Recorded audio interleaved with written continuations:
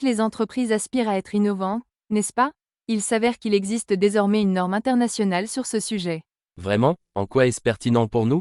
Ce qui est particulièrement intéressant avec l'ISO 56001, c'est qu'elle constitue une référence mondiale, comparable à un guide méthodologique pour mettre en œuvre des processus d'innovation de manière efficace. Et cela s'applique aussi bien aux entreprises de grande ou de petite taille.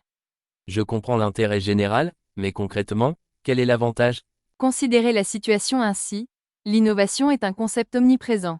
L'ISO 56001 transforme ce concept parfois abstrait en étapes concrètes et applicables. Elle fournit un cadre méthodologique pour réussir, et c'est ce qui la rend particulièrement pertinente pour un large éventail d'acteurs. Donc, il s'agit de s'appuyer sur un guide de bonne pratique? Exactement. L'ISO 56001 redéfinit l'innovation d'une manière qui transcende la simple mise sur le marché de nouveaux produits. Il s'agit fondamentalement de création de valeur. Bien entendu, cela englobe l'amélioration de la rentabilité, mais également l'impact sociétal, la durabilité environnementale, une approche véritablement holistique. Cela me fait penser à ces entreprises qui disruptent un marché.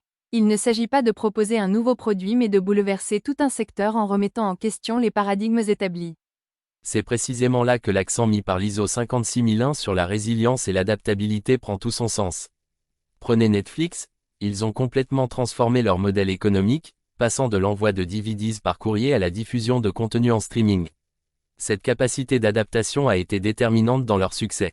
On pourrait également citer l'iPhone comme exemple emblématique. Absolument, l'iPhone n'était pas qu'un simple nouvel appareil. C'était une véritable révolution, pas uniquement sur le plan technologique, mais aussi par l'écosystème créé autour, notamment avec l'App Store. Cela a transformé nos modes de communication et de consommation des médias. Et c'est là un enseignement crucial. L'ISO 56001 nous incite à réfléchir au-delà du produit lui-même, en considérant l'ensemble du système, l'approche globale, l'état d'esprit nécessaire.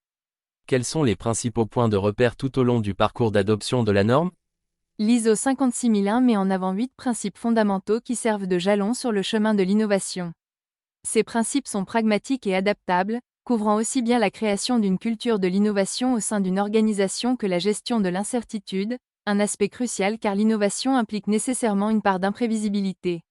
Ah, la gestion de l'incertitude. Cela me semble plutôt paradoxal. Comment peut-on gérer quelque chose qui est, par définition, incertain? Vous soulevez un point essentiel. Il ne s'agit pas d'éliminer complètement l'incertitude, ce qui serait irréaliste dans le domaine de l'innovation. L'ISO 56001 propose plutôt de reconnaître que l'incertitude sera une constante et d'apprendre à la gérer efficacement. Donc, il s'agit davantage de transformer notre appréhension de l'inconnu en un sentiment de possibilité, de curiosité? Exactement. Et l'un des meilleurs outils pour naviguer dans l'incertitude est l'expérimentation. Il s'agit de cultiver un environnement où la prise de risque calculée est encouragée et où les revers sont perçus non pas comme des échecs, mais comme des étapes d'apprentissage. Même si une expérience ne donne pas les résultats escomptés, elle génère des données précieuses qui permettent d'affiner l'approche et potentiellement d'identifier des problématiques qui auraient pu être négligées. Les grandes innovations résultent souvent d'une succession d'essais et d'erreurs. Comme l'aurait dit Thomas Edison, je n'ai pas échoué, j'ai simplement trouvé 10 000 façons qui ne fonctionnent pas. À propos de diversification des approches, la norme mentionne le concept de portfolio d'innovation, qui évoque une stratégie financière. C'est une analogie pertinente. Il s'agit essentiellement de diversifier vos efforts d'innovation. Plutôt que de tout miser sur une seule idée, vous créez un portefeuille de projets présentant différents niveaux de risque et de potentiel de rendement. Certains projets peuvent viser l'amélioration incrémentale de produits existants, tandis que d'autres sont des initiatives plus audacieuses, qui pourraient créer de nouveaux marchés. On pourrait donc parler d'un équilibre entre l'exploitation de l'existant et l'exploration de nouvelles possibilités? Tout à fait, c'est ce qu'on appelle l'ambidextrie organisationnelle, la capacité à équilibrer l'exploitation des succès actuels avec l'exploration de nouvelles opportunités. C'est un exercice d'équilibriste, certes, mais maîtrisé, il devient un puissant avantage concurrentiel. Mais concrètement, comment l'ISO 56001 aide-t-elle les organisations à créer ces portfolios d'innovation? Existait-il des mécanismes ou des outils spécifiques dans la norme? Absolument. L'un des aspects essentiels de la norme est l'accent mis sur un processus systématique d'identification, d'évaluation et de priorisation des différents projets d'innovation.